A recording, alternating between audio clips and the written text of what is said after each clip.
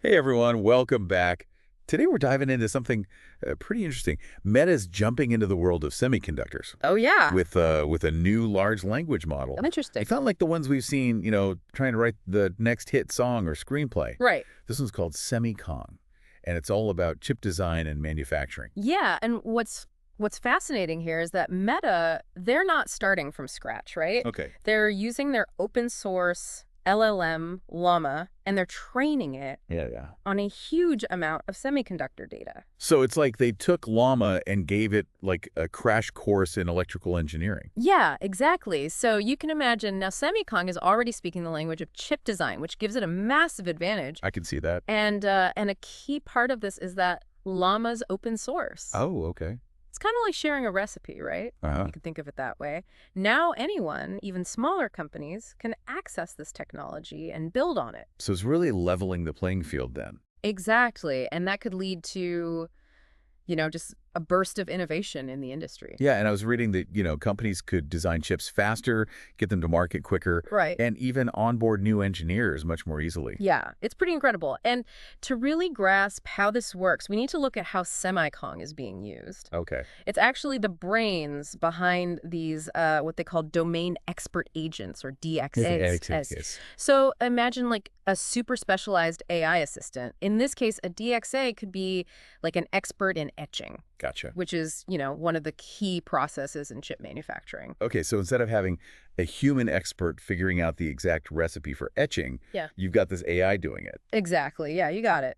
That seems like it could save a ton of time and prevent some costly errors. Absolutely. And the magic behind these DXAs is something called DNA, which stands for Domain-Aware Neurosymbolic Agent. It's basically the framework Right. that houses semicon and allows it to work within a specific domain, like, semiconductor manufacturing. So DNA is like the operating system, and Semicon is like the app running on it. Yeah, that's a great analogy. And DNA has three core principles that make it so effective. All right, let's hear them. First, it's all about domain-specific knowledge. Okay. DNA is designed to work with, the highly specialized information that's crucial in fields like chip making. So it's like giving the AI like a very specific education Yeah. tailored to the task at hand. Exactly. The second principle is DNA's ability to use both natural language, the way we talk every day, Right. and symbolic representations of knowledge. It's like having a conversation with an expert who can also show you, diagrams and formulas. It makes the AI incredibly versatile. So it can speak our language, Yeah. but it can also think in the language of the domain it's working in. Precisely. And the third principle is how DNA models the process of capturing knowledge and applying it. Okay. It's like, think of it like a master chef who not only knows countless recipes, but also understands the underlying principles of cooking and can create something entirely new. This knowledge capture idea is really interesting to me. I read about something called the knowledge store and the program store within Deanna. Yeah. What are those exactly? So imagine a library Okay.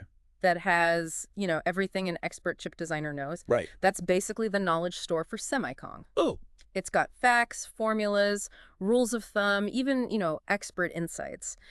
For semiconductors, you'd have things like gas types, etching parameters, all those details. So it's like a digital brain, but it's packed with all the knowledge you need to design and make chips. Yes. And then you have the program store, Okay. which is like a collection of proven procedures for common tasks in chip making. Right. It's kind of like a cookbook full of recipes for specific challenges. So if the knowledge store is the ingredients, the program store is the instructions. That's a great way to put it. And all of this comes together in a three-phase life cycle for these DXAs. Oh. Capture, train, and apply. I'm curious, how does this all work in practice? Walk me Yeah. through how a DXA actually gets built. Okay, so the first phase, capture, involves gathering all that expert knowledge Yeah. and putting it into Dana's knowledge and program stores. Like, imagine compiling a huge encyclopedia of chip-making expertise. You're basically downloading the brains of, the top chip designers. Exactly. And then you have the train phase, Oh. where the DXA learns from different scenarios and gets better at problem solving. It's like giving the AI a really intense apprenticeship. And then finally, apply. That's where it actually starts doing the work. Yeah, exactly. In the apply phase, the trained DXA is connected to a semiconductor company systems, right? Right. And it can provide real-time analysis, make suggestions, All right. and even automate certain tasks. So you could have a DXA, helping engineers with etching recipes, Mm, optimizing the production process, yeah. even troubleshooting problems in real time.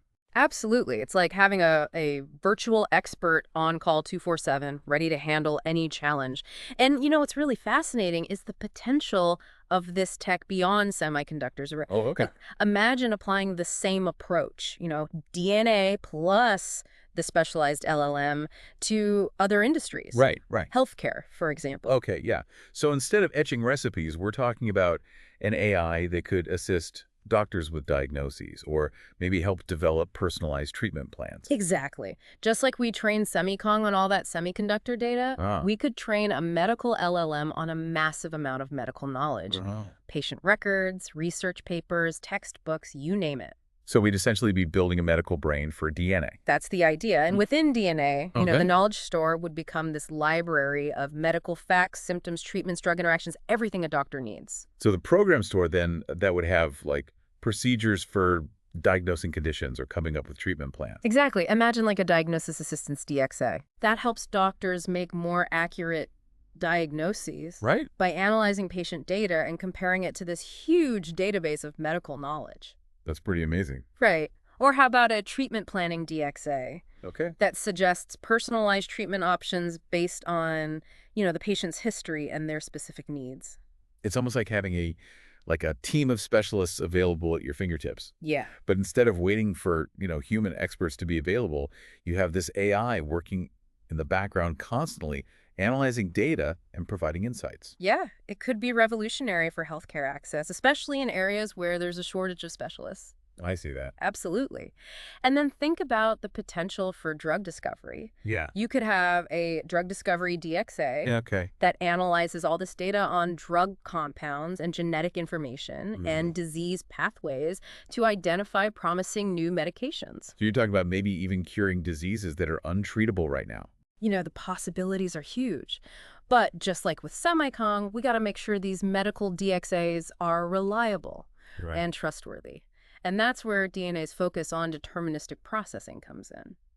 You mentioned that earlier. Remind me what that means exactly. Sure. So deterministic processing basically means that given the same input, the system always produces the same output. Okay. It guarantees consistency and predictability, Yeah. which is, absolutely critical in healthcare. Yeah. You wouldn't want an AI giving different diagnoses Yeah, of course not. based on just random chance, Yeah. right? No, definitely not. So, it's about building trust in these systems. Right.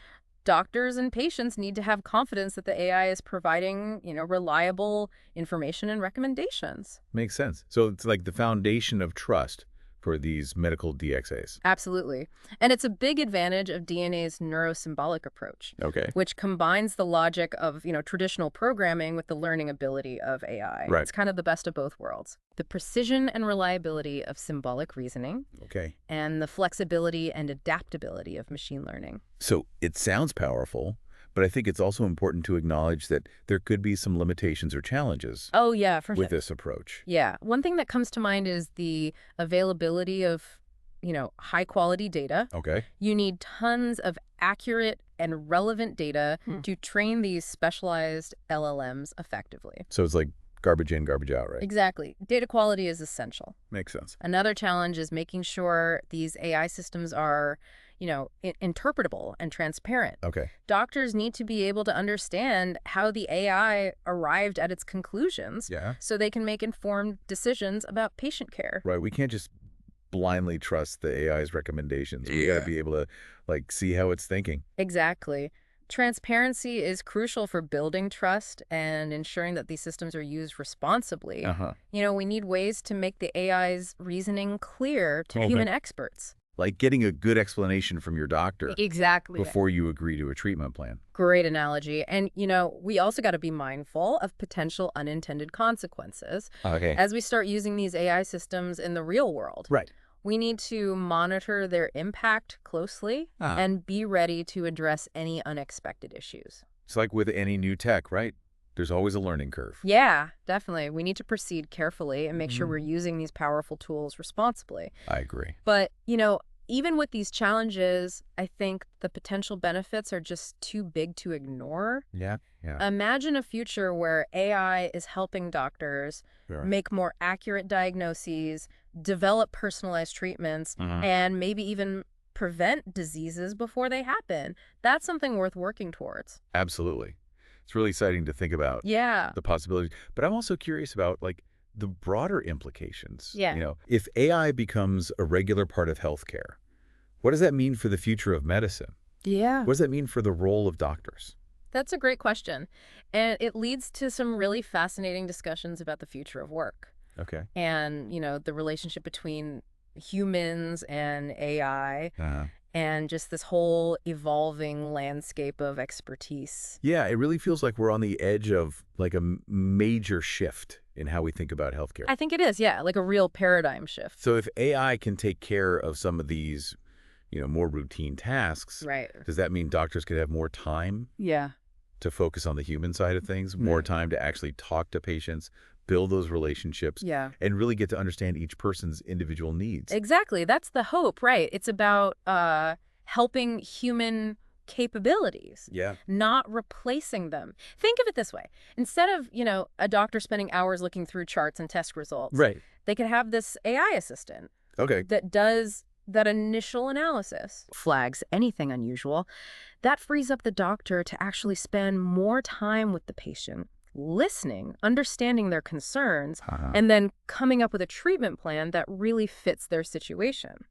So it's not just about like making things more efficient. It's about bringing that human touch back into healthcare. Absolutely. And remember, these AI systems, they're still tools, right? Yes. They're only as good as the data we feed them. Yeah. And the humans who are, guiding their development, doctors will still be essential in interpreting the AI's recommendations, Yeah. making those final decisions about care, Right. and ensuring that, everything is being used ethically and responsibly. So it really becomes like a true partnership. Exactly. A partnership between humans and AI. Mm-hmm. And this partnership could be transformative for healthcare. We talked about diagnosis, treatment planning, drug discovery, Right. but there's so many other applications. You imagine systems that help with, Predicting patient outcomes. yes. Maybe optimizing how hospitals are run, managing chronic diseases, Yeah. even like personalized health coaching, things like that. You got it. See, you're getting this. Well, I have a good teacher, Well, thank you. but I'm also thinking about like